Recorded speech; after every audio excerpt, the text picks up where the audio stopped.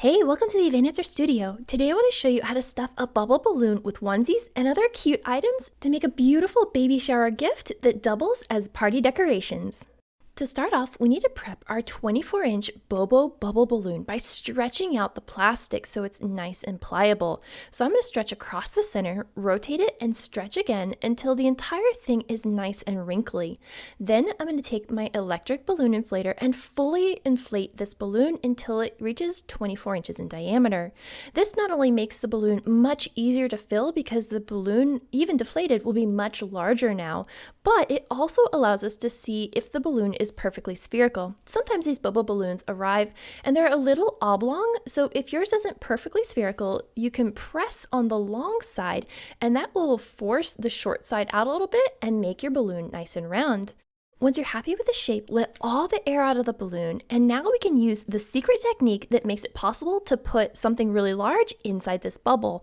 And to do that, we're going to cut along the seam on the very top of our bubble opposite the nozzle. The goal is to make a hole in the balloon just big enough to get whatever we're stuffing inside through it. So make it as tiny as possible and cut as close to the seam as you can.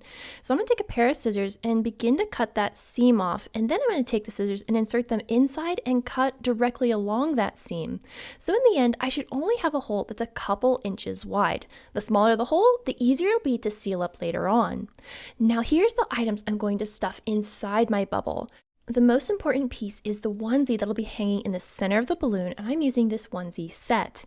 Now in addition to that, I'm also going to be adding these little booties that will sit in the bottom of the balloon. But just know that any item you want to set in a particular spot in the bottom of the balloon is going to be a little bit more challenging than those hanging onesies.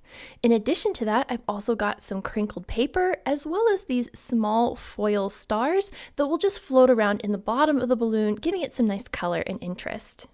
Next, we need to prep each of these items before inserting it into the bubble. Starting with my onesie set, I need to tie some fishing line to the very top of my hanger, and that will allow it to float in the middle of our bubble. Wrap the fishing line around the top of the hanger a couple times really snug and then tie a double knot. The onesie set that I chose to use for this bubble is actually rather challenging to work with because the hanger is so large. If you want an easier setup, choose a onesie that's one hanger or maybe two, as that will be much easier to get inside your bubble than this large hanger that I'm using today. Now once you've got the fishing line secured, take a pair of scissors and cut away any remaining tail, and that should be enough to hold it in place.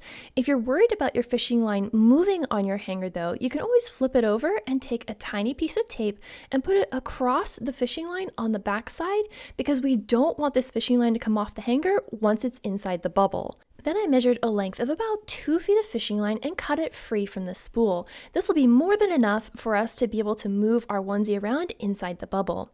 Now we need to roll this up so it'll fit inside the hole that we cut. So I'm going to fold it so that the front of the onesie is facing the outside. And then I'm going to roll this up as tiny as possible, but in a way that it will unfurl easily inside our bubble.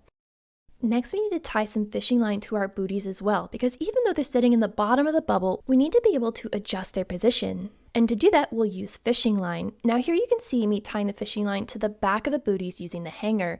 But what I should have done was tie the fishing line to the shoelaces of the booties, because by only tying it on the back side, it meant that my booties were actually pointing down, and I really struggled to get those shoes to lay flat in the bubble and not have the toes pointing down into the paper shred. So if you want to place anything on the bottom of your bubble, make sure you test lift that item and that they levitate in the same position that you want them to sit in the bottom of that bubble.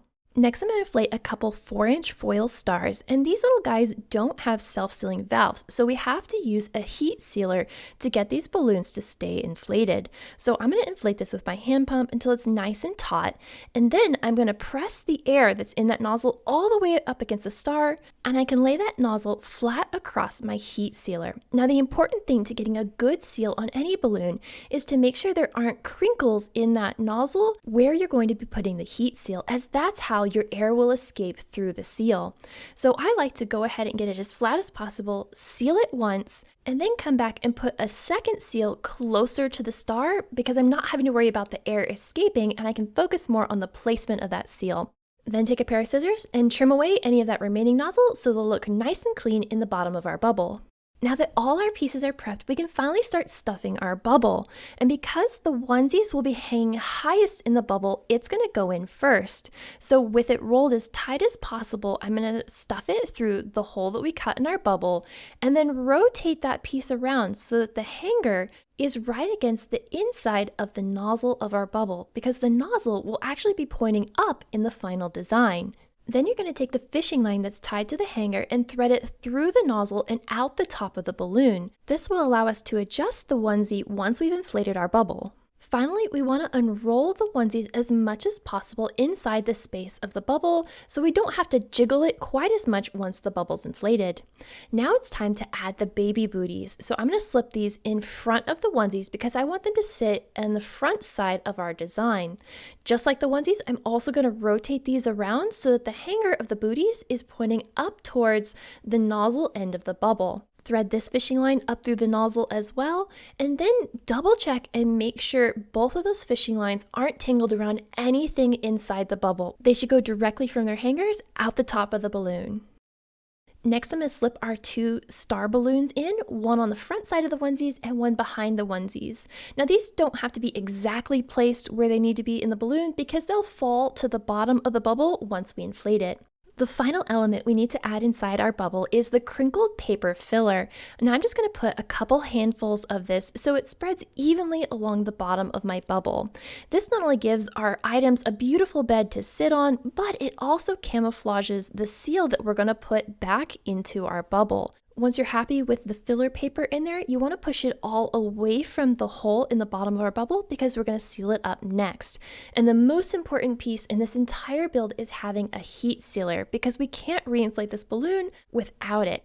Now before we seal it shut, we want to double check and make sure both of our fishing lines are coming up out the nozzle, they're not tangled in anything inside the balloon, all the pieces are placed exactly where we want, and that crinkle paper hasn't gotten up above our booties and caught in things we don't want it to be. Once we've double checked all that, we're going to press everything away from the seal that we're going to make, and we want to put that seal as close to the original seam as possible. And just like our stars, we don't want any crinkles in this balloon as we seal it, because that's a potential place where air could seep out of our balloon when we go to inflate it. Now it's much better to do a couple of heat seals that are really close to that seam instead of taking it in one gigantic heat seal, because you'll end up losing a lot of your bubble to that seal. So even the one that I made here was really far away from the seam, so do your best to get it as close as possible to the edge so you don't lose any more volume out of your bubble.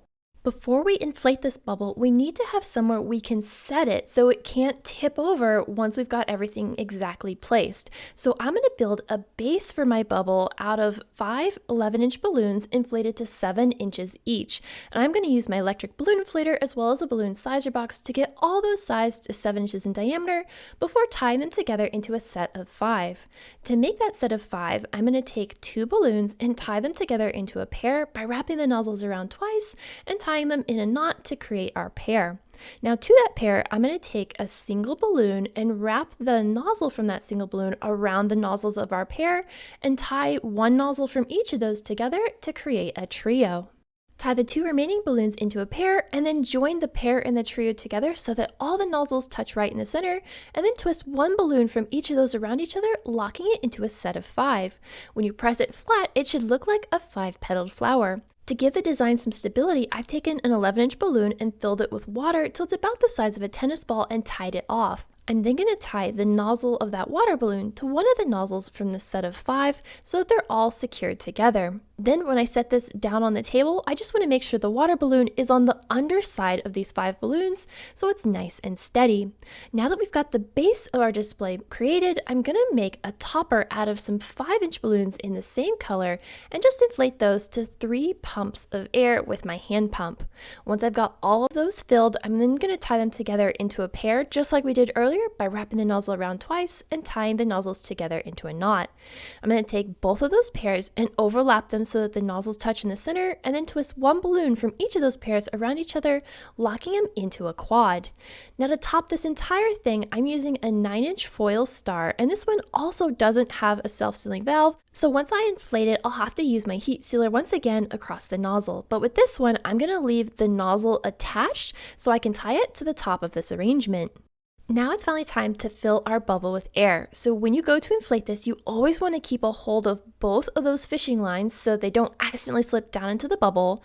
And then you're going to completely fill it, making sure you keep the bubble upright.